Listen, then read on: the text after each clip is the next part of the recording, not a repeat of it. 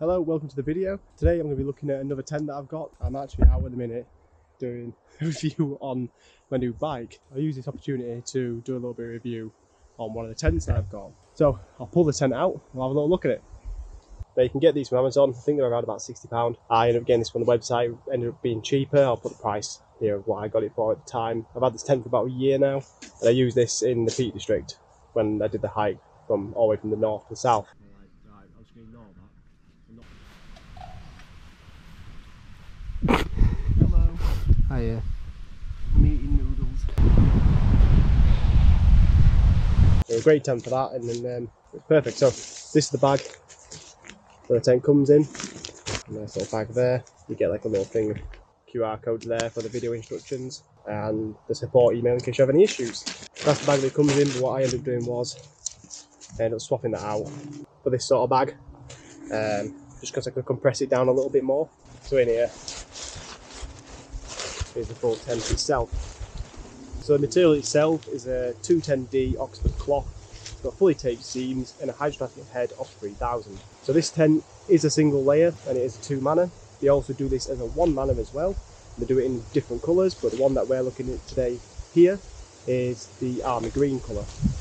Got the wind's picked up.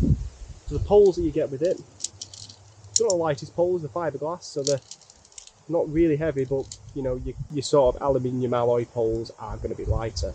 This is a good significant part of the weight of this tent. Tent weighs 2 kilograms in total.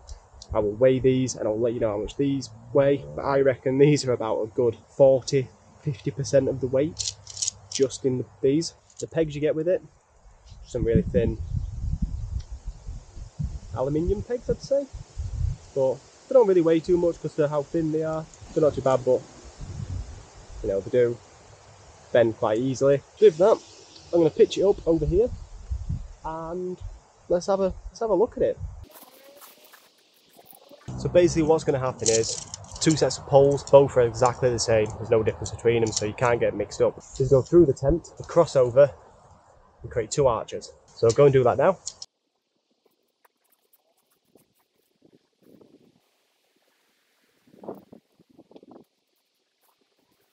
One of the things you've got to be careful for when putting this up, and you don't somehow cross and put it into this one. It's supposed to go in the one opposite, because I have done that before when it's been dark and made a right mess of it.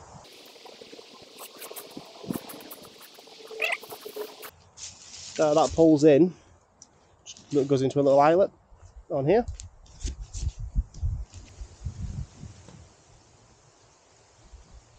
So that's one side in. One problem with this tent is that it can be a little bit tricky and a little bit fiddly getting these poles all the way through, because they can get snagged and caught. It can be a little bit frustrating sometimes. If it's night time, you're tired, you know, you've been out all day hiking, can't really see. It can get a little bit frustrating, as I've witnessed.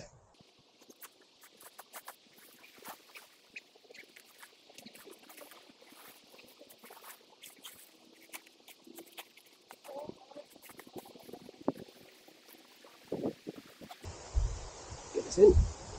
There we go.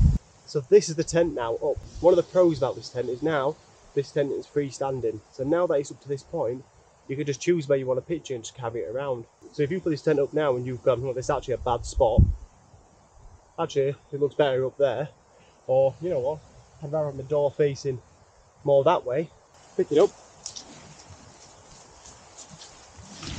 and turn it round. So that is a good point with this tent, but for the sake of this, we'll keep it this way. We'll peg it down.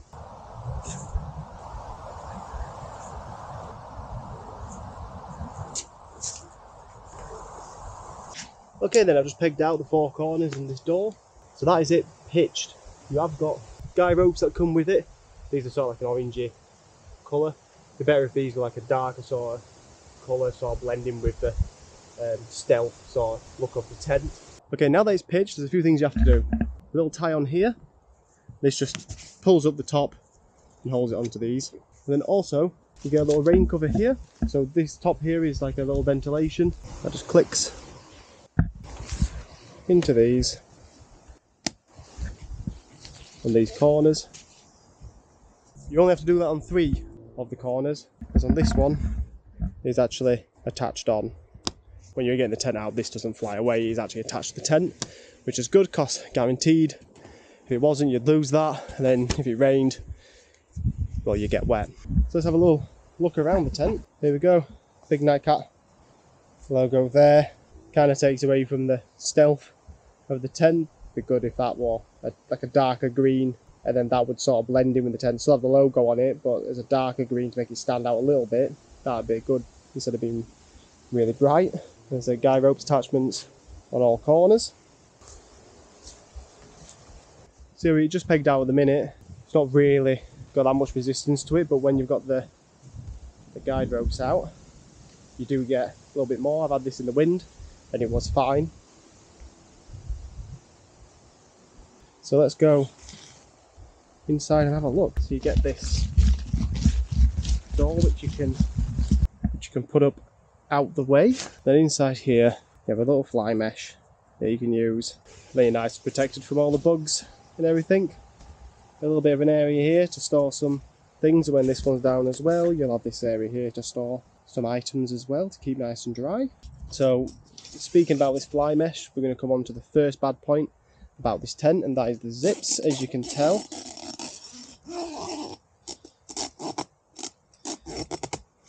they don't seem to be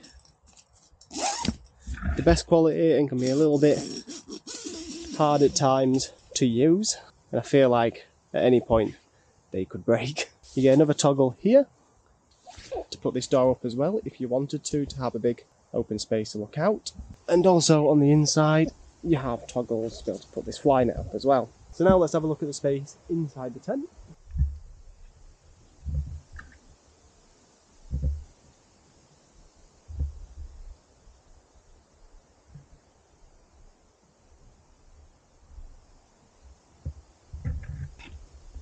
Got a hook up there for a lantern, and this is marked as a 2-person tent. Yeah, maybe you could get 2 in here.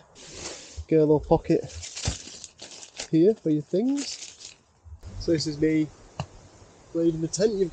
I've still got room at the bottom of my feet. I've still got room at the top of my head as well, so it's quite a good sized tent lengthwise. So 2 people, you could get 2 people in here, but you would be shoulder to shoulder. If you're using this for like what I used it for, and as a 1 person, it's great because you can have all yourself here and all your kit next to you, and you have got that bit extra space. The only real ventilation is in the roof and here. Again, with single layer tents, you can get condensation issues, so trying to get as much ventilation into single layers as you can is a great idea to sort of combat that. I didn't really have too many issues with condensation. I did have a bit in the morning, but it would dry out pretty quick once I opened the doors up and let some air get in. Just the tent all opened up now, and it is quite nice to have the ability to open up all this section, especially when drying the tent out in the morning. I find packing it away as well is a lot easier than putting it up.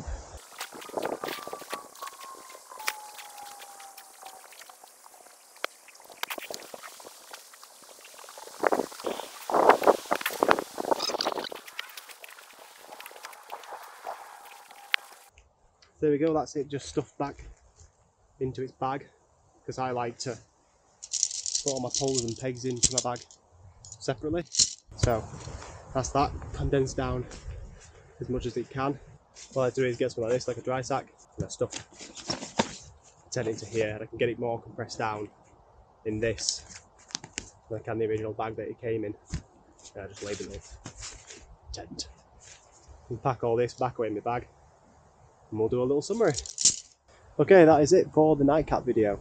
I mean, it's a cheap tent, especially for what I paid for it, rather than paying the price on Amazon. It serves a purpose, it does what it says. It's just them points that I mentioned where it could have improved a little bit in my opinion. Like the logo, taking away from that stealth sort of theme of the tent, and some darker guy ropes. The zips, I said it before, a poor quality zip can really affect a product. I used this tent all the way up and down the Peak District and it was fine and did me well.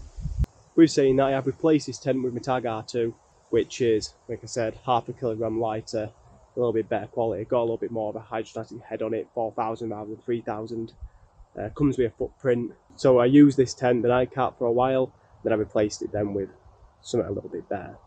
I hope you've enjoyed the video, and I hope you've enjoyed the review. And if you could, please do like, subscribe or comment. That'd be a massive, massive help to me, because I'm just trying to grow subscribers. And in the last tent review video I did, I mean, I said I'm trying to get to 50 subs, and God, I flew past 50 subs, and now I'm over 100, which I just couldn't believe, to be honest with you. So I massively appreciate it. Appreciate every single person who hit that subscribe button. Thank you very much. But as always, if you have any questions or anything like that, just drop me a comment and I will get back to you as soon as I can. So hopefully I'll catch you in the next video. See you later.